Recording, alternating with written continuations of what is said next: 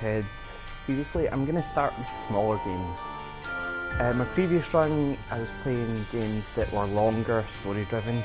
Decided this time to go with smaller games, so we're going to start with The Binding of Isaac. This is a game I played a lot. I played it twice on the PlayStation 4. But what we're going to do is, I've cleared the file. This is us starting from the very beginning. The Binding of Isaac. It's a very simple game. You are a child who has ran to the basement to escape your homicidal mother. Your mother's went crazy, starts thinking she's talking to God. God has told her to kill her son. Yada yada. You know this story, it happens all the time. You guys did this a bit messed up, because you're a naked child running about in the basement and there's like all manner of creatures. I don't know what half the creatures are supposed to be though. So this is a roguelike. Well, can we call it a roguelike? Because you don't really level up, but you do go back to the start. Nothing really carries over. You go through the rooms. You're basically trying to get to the heart of the dungeon, which is I think it's your mother's heart, who you're supposed to destroy it. I've only done that once, and I can barely remember it. But whenever you're going through the dungeon, every level has one of these. You can see the golden door. That's always got something in it. Could be something good, could be something bad. Let's see what this is. Speed and shots up, so you can see that's affected Isaac. Something's obviously been put into him. It's like giving him, and it's his tears that he's shooting out, which is weird. Yeah, so this is a game that a lot of people really like. I like it. I just feel that it can be a bit too difficult, and I know that sounds bizarre for a roguelike game, because I love Spelunky. Spelunky is one of my favourite games. I actually play Spelunky to relax, which is going to sound bizarre if you know Spelunky. And I will be playing that at some point. Because that is just fun. I was talking about it with my editor, and he basically said that the genius of Spelunky is when you die, 99% of the time, when you die in Spelunky, it's because of something you've done incorrect or you've judged something wrong. It's never the game being just typically unfair, and that's true. The game isn't unfair. Spelunky gives you lots of chances to be, to get through it. What I will say about Spelunky though is because the levels are randomly generated, sometimes the game can throw you over without, really, with no option. So, yeah, 99% of the time you can get through without, without the game being unfair. I've never completed Spelunky. I've got to the boss. I could never figure out how to kill that boss. I only did it once.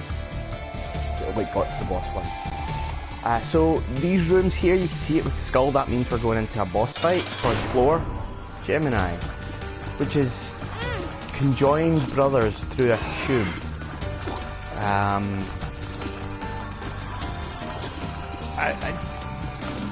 The thing about this game is that the things that are manifesting are all supposed to be like extensions of real life, but imagination run wild. And I don't know if this is meant to be like Isaac's brothers that were thrown in the basement before him, or it doesn't make a lot of sense. Like, I can get the spiders and stuff. Spiders are things that live there, and flies. But some of the monsters are just crazy. But it's a game, so you're not going to think about it too much. Yeah, so I think I'm going to die. Keep back. I can keep him back for a little bit. Ooh, crumbs. Ah! And I'm dead. Which is going to happen a lot. So let's restart. Oh, golden door right away. That's pretty handy. He wants to take your life. Dark. Okay. I think he's just going to hang around with me and maybe attack some people for me. I'm not 100% sure. These things are random that appear in these rooms. Sometimes you get one with a good effect, sometimes you get one with a bad effect. One of the ones with the worst effect personally for me is when you get the one where the shot goes wonky, because this game relies on he stole that heart. Oh, that's what he does. This game relies on you shooting, you know, in a straight line. Like you aim your shots, and when your shots start going wonky and you can't control it, it becomes a lot harder to navigate the rooms and kill the, you know, kill the bad guys correctly. But I think this guy that's with me is going to steal any hearts that appear if I don't collect them first, which kind of sucks. So he's actually not a good thing to have. What's this? Oh, a magnet. This is going to draw coins to me. Excellent there just yet. There's more we can find. Maybe stuff to help us, especially with only this 1.5 hearts. We want more than that. Now we just need to kill this fly. Escape flies. Right. So yeah, I'm going to be playing this. I'm going to be playing Spelunky. More Counter Spy. I love Counter Spy. It's a lot of fun in that game. These rooms are where you can buy stuff, and there's also this thing here that I'm shooting at. That's the fruit machine. You put coins into that, and what you're supposed to do is just pump coins into it, and gradually unlocks things in the game, I believe. I don't know a lot about this game in the sense that I've played hours and hours of it, and I still don't know half of what these things actually do. That might just be me, like, not picking up on things. I play a lot of different games, and I get confused, and you know, I don't remember a lot of things about like games, like specifically. Oh, this guy just poops everywhere, and okay, so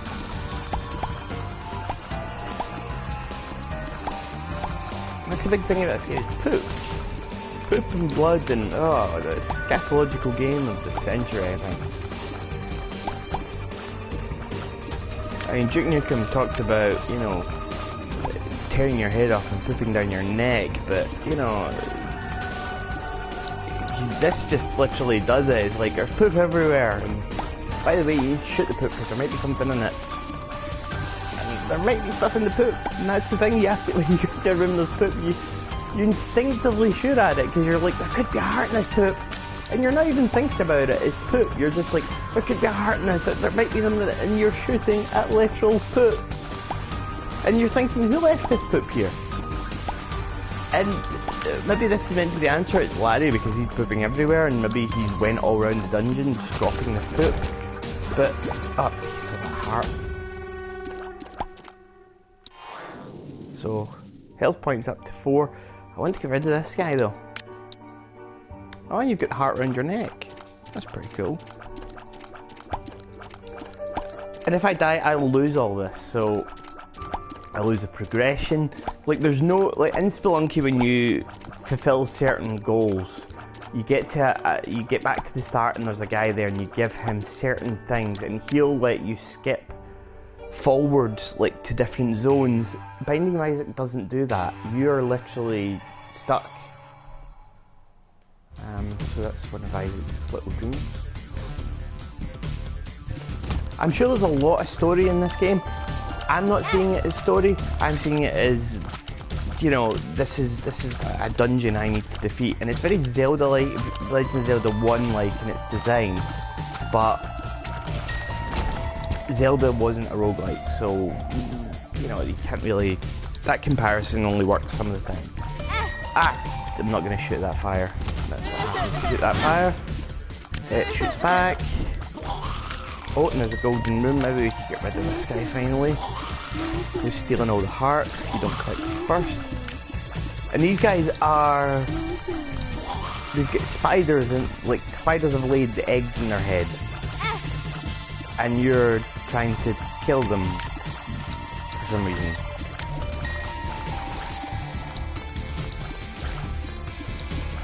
like, see, there's probably a lot of like story I'm missing and things like that. I just, oh no, that's a wonky shot. I'm not taking that. No, can't make me take that. I'm out of here. I'm not taking the wonky shot because, like I say, look, I'm shooting straight here and it's not helping me much, but at least I've got control over the enemies I can target. When you get a wonky shot, you cannot control that. It goes all over the place, and I'm sure skilled players on the PC are like, oh no, you need that wonky shot because this could get you blah blah blah blah blah blah blah blah. But no, just no.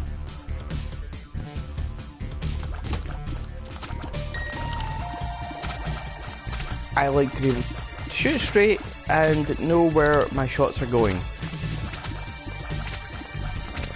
Crumbs.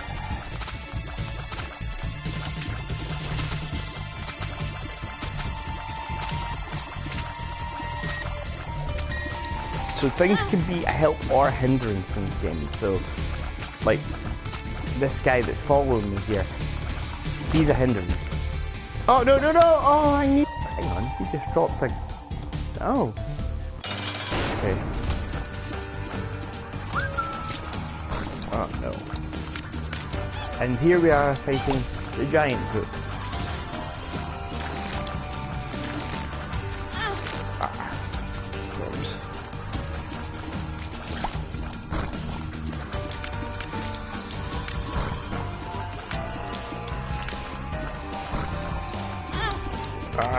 The thing is, I've got a lot of coins here, which would be great if I could find a shop where I could get something cool, but I didn't. There you go. Now,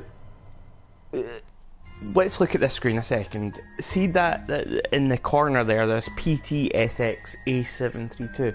What is that, 3 or J2? J2, sorry. It's my wonky eyesight. What that is that's a seed. So say you were watching this and thinking to yourself, I could do that. I could beat that level. Pump that seed in and you're going to get the exact same map. Maybe not the same drops, I don't know how that works. So if I wanted to play this again, I would note that down, and then when I'm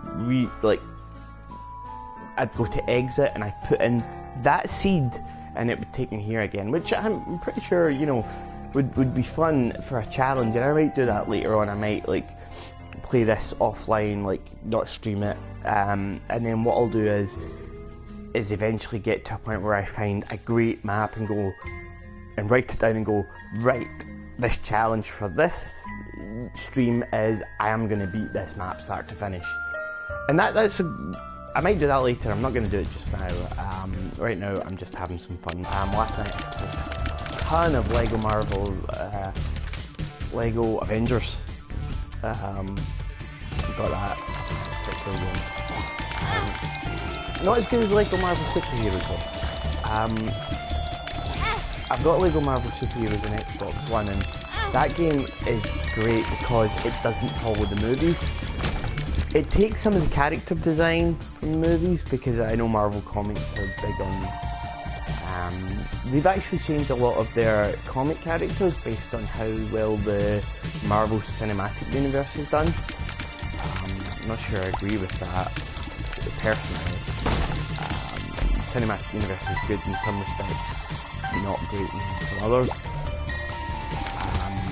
But what the Lego Marvel game is definitely based on the movies. It follows the movie plot, whereas Lego Marvel Superheroes is its own plot. What is this guy doing? Oh, I'm giving him money. Here, you can have that. Have that as well. I don't know what that does, I'll just give it to him. And I've also got a card down at the bottom. I don't know what that is. I don't know what it does, but I can figure it out later. Probably hidden doors I could use my bomb on, but I'm not going to do that. Use the bomb on the boss. And they're doing Lego Marvel Superheroes 2, which means they're doing their own plot again, which is pretty cool. Looking forward to that. What I love about Lego Marvel Superheroes is the wealth of characters that they've brought from just all over the comics. Like, characters you've like read once in an old comic or someone referenced in a very old comic. You know, they're like, oh, this, you know, this is so and so or Squirrel. You know, like there's not Squirrel Girl, Squirrel Girl's in it. I think she's in Lego Marvel. But it was like these characters that you've never seen before or will again, and like the Traveller's Tale just pulled them out of their backside, going, "You're gonna put this character in it." I mean, the Guardians of the Galaxy show up, and this was before the movie became this huge hit. The Guardians of the Galaxy are in the game, and it's like, wow, you know. And nobody expected Guardians of the Galaxy to be a hit.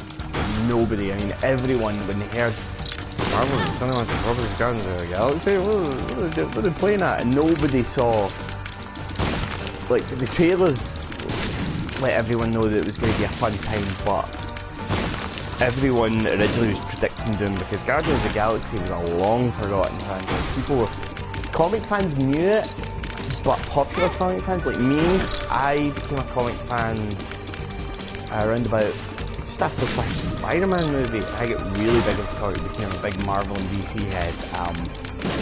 I became more fond of Marvel than I was of DC, just through reading old X-Men and old Spider-Man. I've read a lot of old Spider-Man. I'm talking Stan Lee Spider-Man, right from the beginning when the characters were ridiculous. I've read about 200, the first 200 issues. I've read past the death of Gwen Stacy into the Clone Saga. I read a lot of them, and they're good. That's the thing, they are good.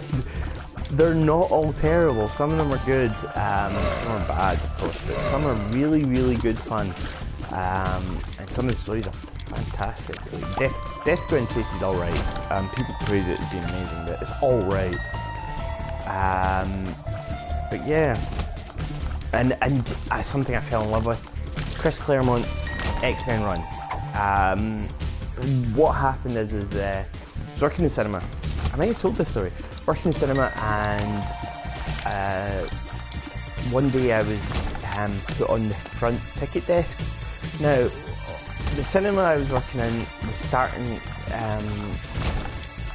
after the summer holidays, before kids were off school, and after kids were off school, the cinema became pretty much a wasteland. It was never very busy. Don't swallow it.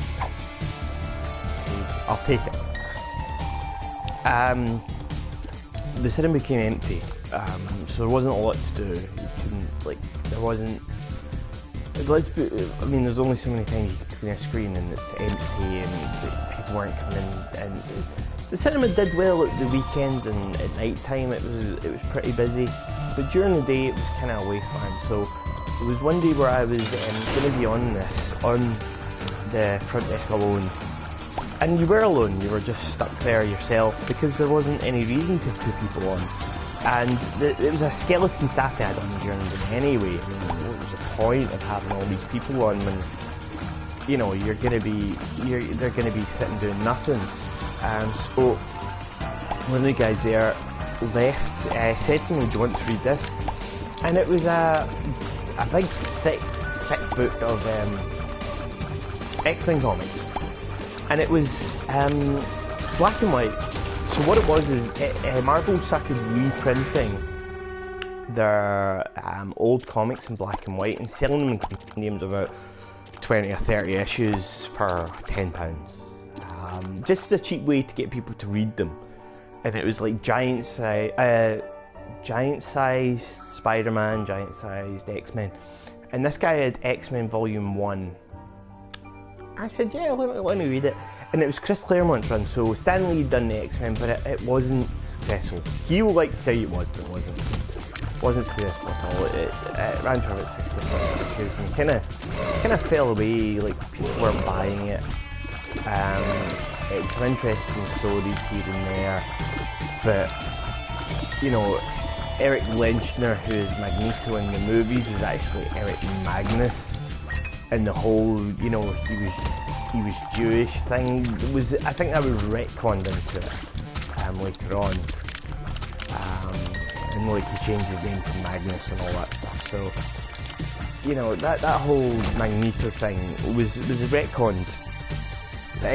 But Chris Claremont took over, and what Chris Claremont did is basically recast the X-Men. He had Cyclops got a hold of all these people and said, look, the X-Men have went missing, I need your help.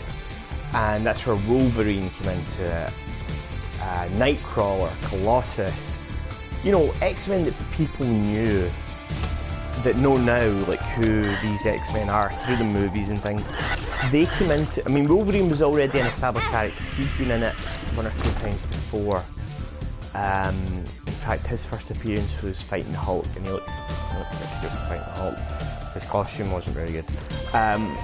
But, you know, people knew this character, but he became one of the X-Men at that point, and really fleshed out his character in the X-Men. And then he got his own spin-off comic that actually did well as well. And I got so into that because what Chris Claremont started doing is actually having stories that connected. I mean, the original first issue that Chris Claremont did was them rescuing the original X-Men.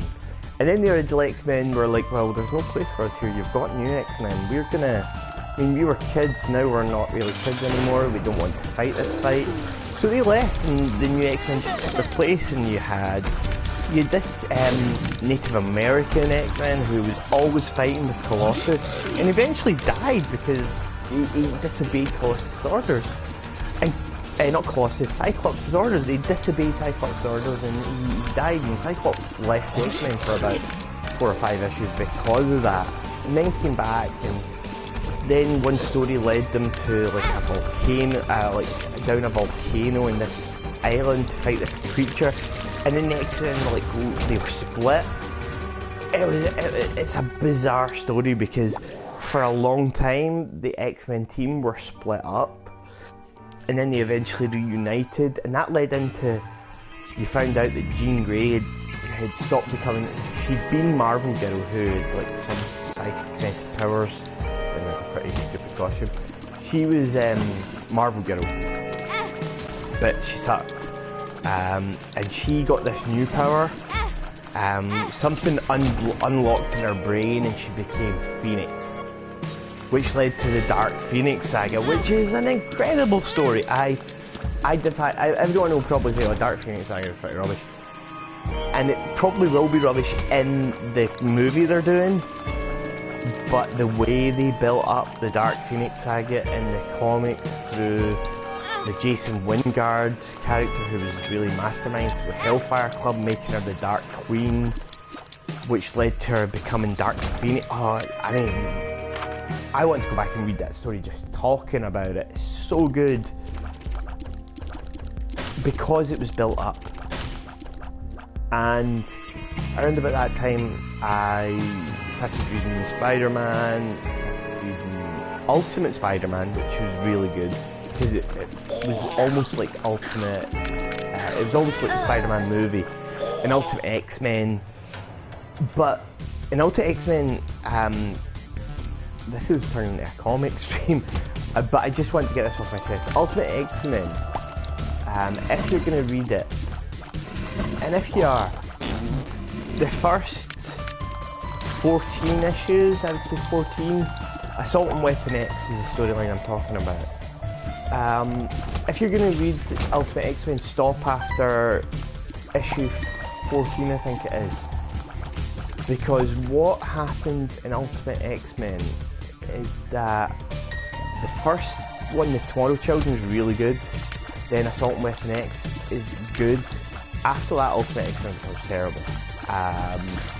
It just starts rehashing all the old storylines. They try and do the Hellfire Club, and for someone who loved the Hellfire Club and the Dark Phoenix saga, Ultimate X-Men pisses on it. And I hate to swear, I do, I really hate to swear, but Ultimate X-Men pisses on the Dark Phoenix saga. It takes a huge dump on it. When Jean Grey becomes Dark Phoenix, Charles Xavier basically slaps her to stop her. It's so stupid. I stopped reading Ultimate X-Men after that because it was just so stupid. Ultimate Spider-Man's okay. But yeah, so you know, if you, I really love the comics, and that's what, you know, Marvel Lego Superheroes does for me. It brings these characters you've heard of and read in the old comics, and you're like, wow, I mean, these characters, these are the people you're putting in your game. And the same with the movies. The movies are like thrown in, like, I mean, Howard the Duck shows up as a cameo in the Guardians of the Galaxy movies, but it's all like, that's tongue-in-cheek. They're not going to do another Howard the Duck movie, and if they do, it'll be, oh my god, years in the future. 'Cause that first Howard the Duck movie, my god. You want a recommendation or a review of Howard the Duck? Look up We Hate Movies podcast and download their episode on Howard the Duck. They review that movie so well that you don't need to watch it. So anyway, so I've been playing this for quite a while. What I find is these games are very streamer conscious for me. Kind of like the way Diablo Sundays were originally streamer conscious. I'd play a game where I could kind of switch off and just chat about stuff, and that's what I've done with this one. Oh, Monstrous Tooth! Finally found it! Wow! Okay, so what happened originally? They would always say such and such has appeared in the dungeon. I would always be like, what? It's unlocked Monstrous Tooth, so I can summon a monster at any time. That's pretty cool. Wow, I didn't know that. Okay, so the game's took me by surprise. So, what I'm going to do now is fight this boss, see where we go. Oh, Monstro. There you go, Monstro, fight your brother. Oh, you can only summon them once. Or like that, and then I would need to wait for it to recharge. Yeah, big recharge thing. Fantastic. That was pretty rubbish, actually. I mean, it took a big chunk of health off Monster, so yeah, that's pretty cool, but still, that's not what I was hoping for. So, I'm looking forward to LEGO Marvel Superheroes 2 to see what they do with it. Because LEGO Marvel Superheroes is framed in the sense that you've got New York there as your free roaming world that you would run around and complete little missions and find hidden things. I want to see what they do with LEGO Marvel Superheroes 2. Are they going to do New York again? Because in New York you had the Avengers helicarrier above the city. You had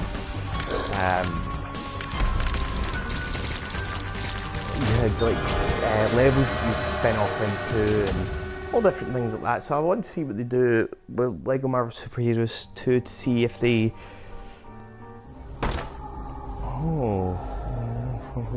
do I make a deal with the devil here? Do I want to give up 2 hearts for that little guy? You know what, I'll take 1. I'll give up 1 heart. Evil up, your enemies will pay. Fair enough. That suits me down to the ground. So I want to see what they do as a framing device, because the story will be interesting, because the story is always interesting in the LEGO games. They always go in weird directions, funny directions at times as well. They don't skimp on the humour, which I like. Like if you play LEGO Batman 3, one of my favourite things with LEGO Batman 3 is if you play as Superman, whenever you play as him, the old Superman score comes in, the iconic Superman score comes in, and you're like, wow, you know. And if you play as Wonder Woman, the 70s TV show Wonder Woman plays. If you did it now, it'd be the, you know, the whammy guitar Wonder Woman's thing that would play, and I'm sure, you know, that is, I like Batman vs Superman. I know a lot of people didn't, you know, and there's a lot wrong with it. There's a lot wrong with it, but I like it. And Wonder Woman's the best part of it. Well, Ben Affleck's good as Batman, but the moment Wonder Woman comes into it, that film gets kicked up a notch. And when she's fighting, she's got this look of, like, she's got a smile on her face, and, you know, there's different things happening, like when Doomsday, and I can't believe we used Doomsday in that movie. When Doomsday hits her to the side and she goes flying off, she gets up and she's got this smile on her face, and she's like, finally, you know, a fight that's like worth it. And it's pretty cool in that sense.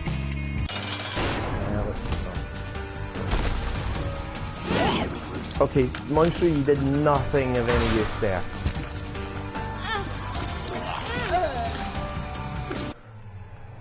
Okay, so what I'm going to do now is I'm going to end the video here.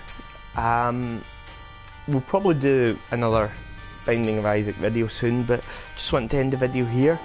Say thanks very much for watching. My name is Space Cowboy, and I'll see you later.